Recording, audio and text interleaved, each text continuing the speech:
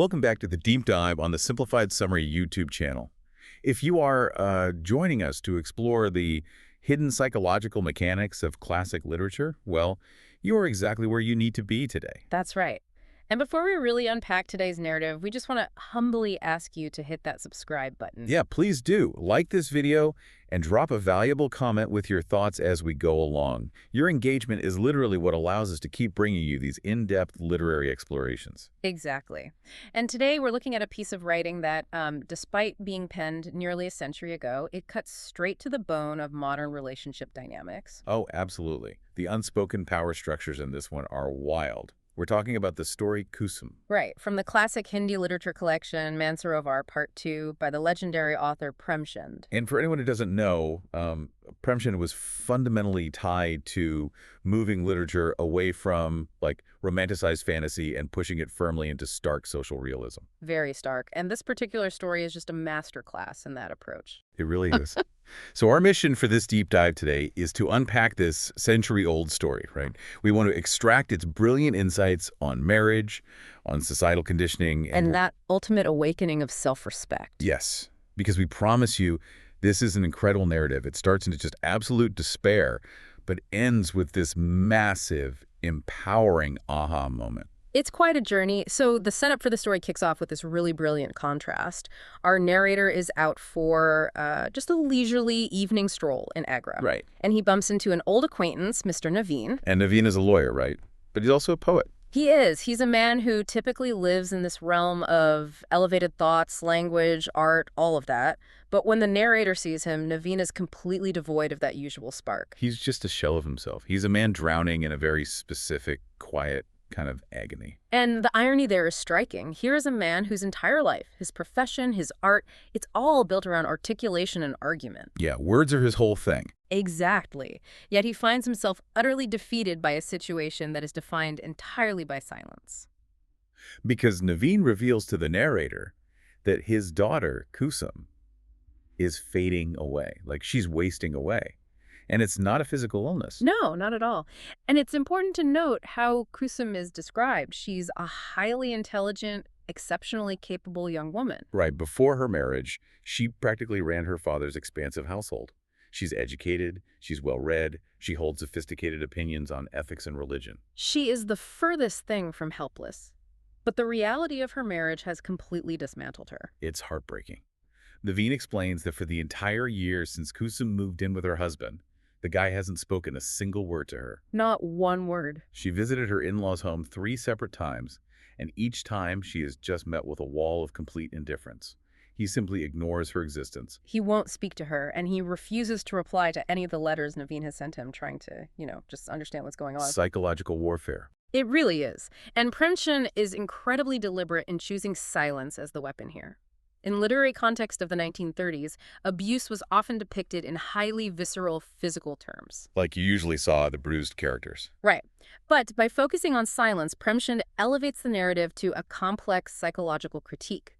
It's about what happens when a person is institutionally bound to someone who refuses to acknowledge their reality. It just forces the victim into this endless loop of questioning their own worth. Exactly. It forces the isolated individual into self-blame. It strips away their personhood without leaving a visible mark.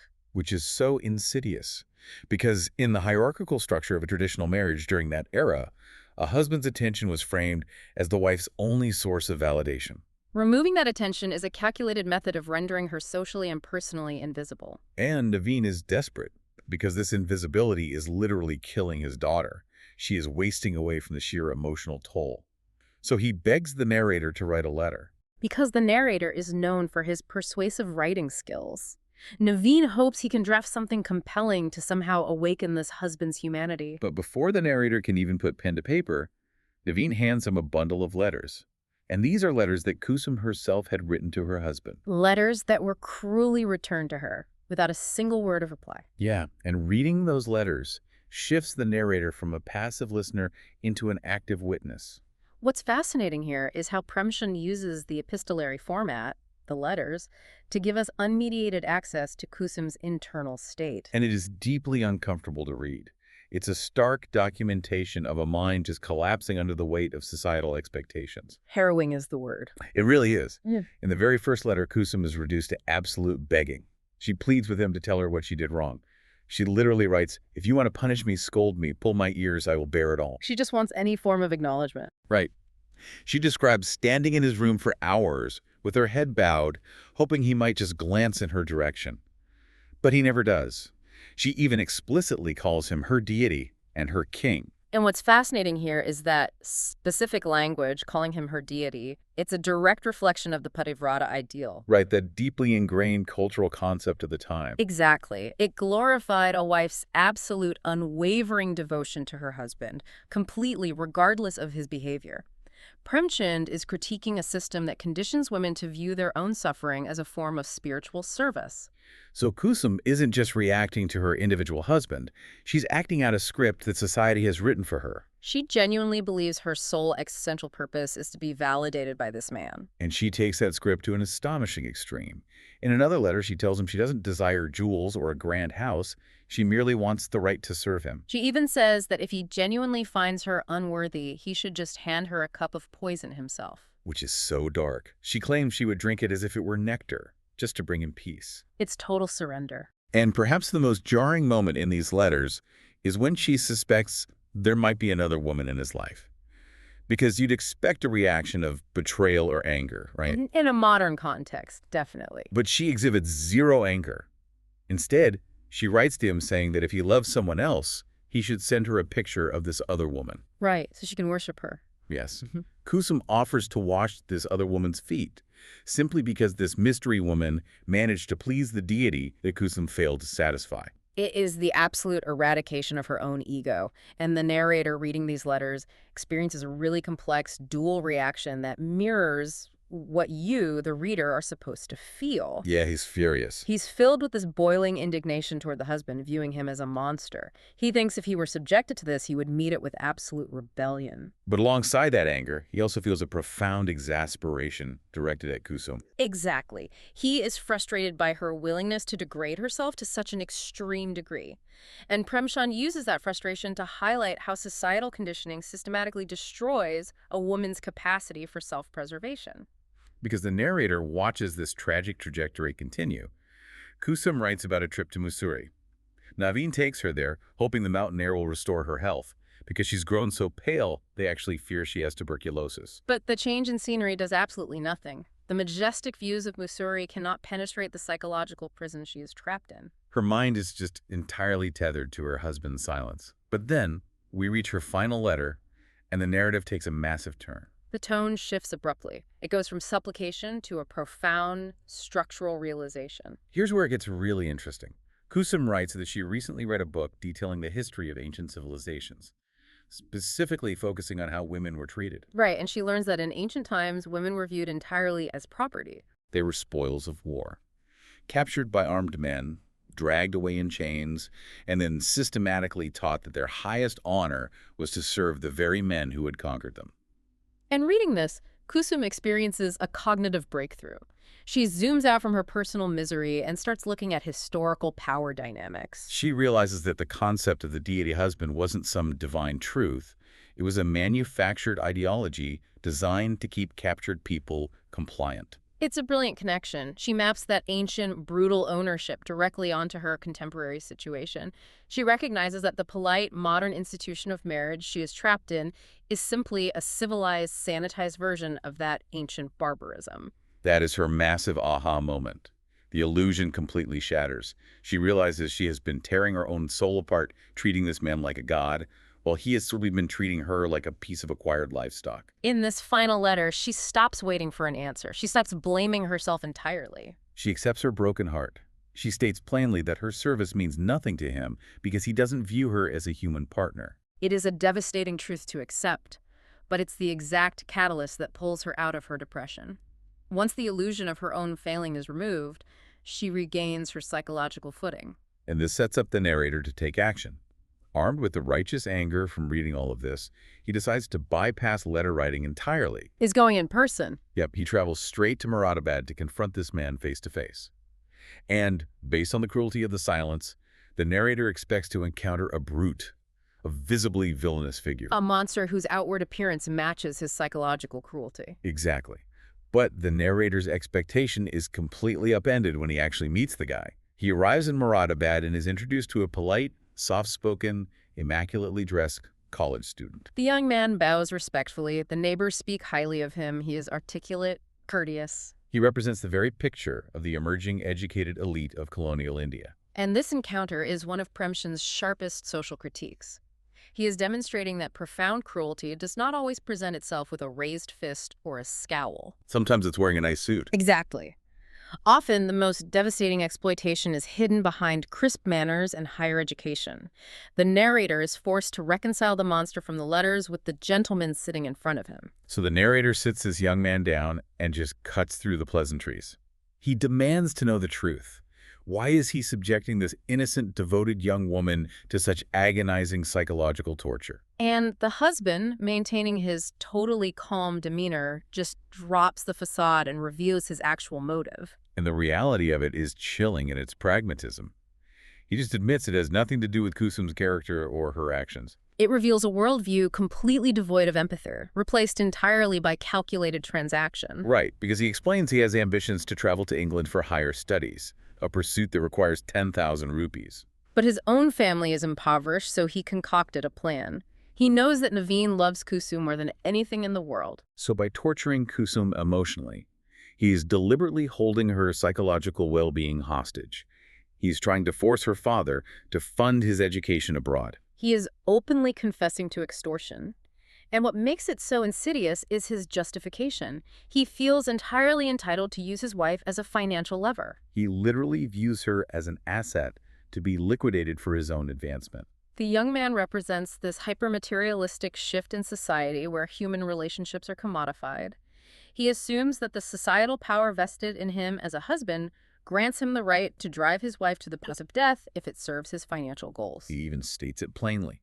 He tells the narrator, once I get the money and can go study, I'll treat her well. It's sickening. The narrator is completely repulsed. He realizes you can't reason with someone whose morality is entirely dictated by greed. There's no misunderstanding to clear up here. It's just a ransom demand. So the narrator leaves Moradabad and returns to Agra to deliver this ugly truth to Naveen. And this brings us to the most tense dynamic in the narrative.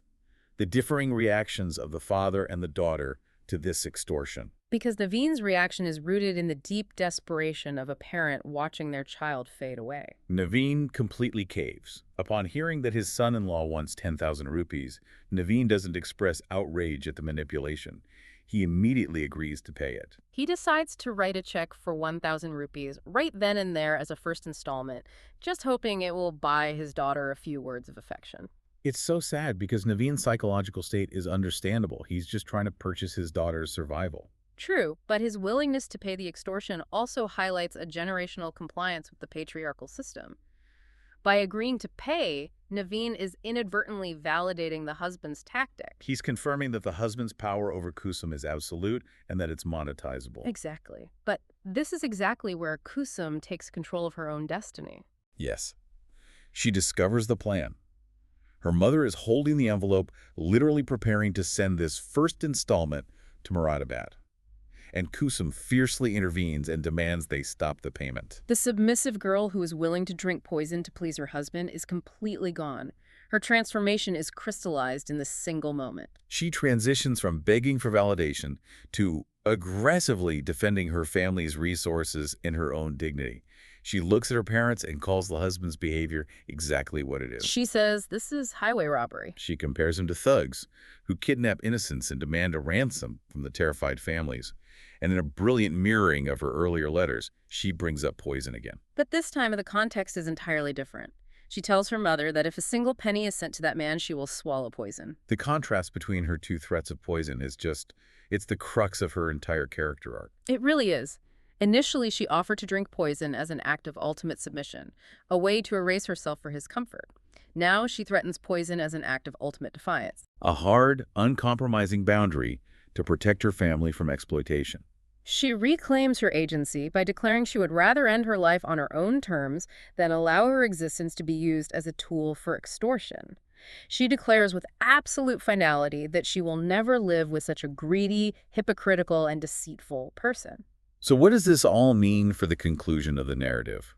Well, the story jumps forward a year, the narrator checks back in on the family, and the resolution is incredibly satisfying. Kusum has not written a single letter to Moradabad. Not one. And the husband, likely realizing his extortion scheme completely failed and the funds are cut off, he actually attempts to initiate bringing her back. But Kusum refuses to even allow his name to be spoken in her presence. She enforces the boundaries she set. She recognizes that reconciling with him would mean stepping back into the role of property. So she's living independently. She's continuing her studies, managing her life. The narrator notes that the pale, sickly sadness of her depression has entirely vanished. Replaced by the glowing radiance of self-respect, autonomy, and freedom. She had to navigate the darkest depths of societal conditioning to emerge completely liberated from it. It's a profound exploration of where true self-worth actually originates. Kusum's journey demonstrates that self-respect cannot be granted by enduring a toxic situation, nor can it be found by seeking validation from someone fundamentally committed to manipulating you. True self-worth emerges from recognizing your own intrinsic value and possessing the courage to draw a line against exploitation, even when society expects you to submit. She had to dismantle her deeply held illusion of the perfect marriage to finally discover herself. She went from viewing herself as an unworthy servant to recognizing herself as a human being who refuses to be collateral in someone else's greedy ambition. It is a stunning evolution. Yeah. And it leaves us with a lingering, provocative thought for you to mull over long after you finish listening today. Because Premchand wrote this incredible story in a very specific cultural and historical context, yet the underlying mechanics of control feel shockingly relevant. It forces us to examine the modern equivalents of this dynamic. Exactly that. Ask yourself, in today's highly educated, supposedly progressive world, how often do we still see emotional manipulation, stonewalling, and the silent treatment used as currency to extract what people want in relationships? Have the underlying power dynamics between partners truly changed? Or have the methods of control and extortion just become more sophisticated and harder to identify? Are we still dealing with the same ancient ownership, just dressed in nicer clothes? It really requires us to critically evaluate the boundaries we set and the behaviors we tolerate under the guise of commitment and love. We really want to hear your perspective on this. Head down to the comments section right now and share your thoughts on Kusum's incredible transformation and the themes of emotional extortion. Once again, please remember to hit that subscribe button, like this video, and share this deep dive with your fellow literature lovers so you never miss an exploration into the stories that shape our understanding of the world. Thank you for spending your time with us, and we will catch you on the next deep dive.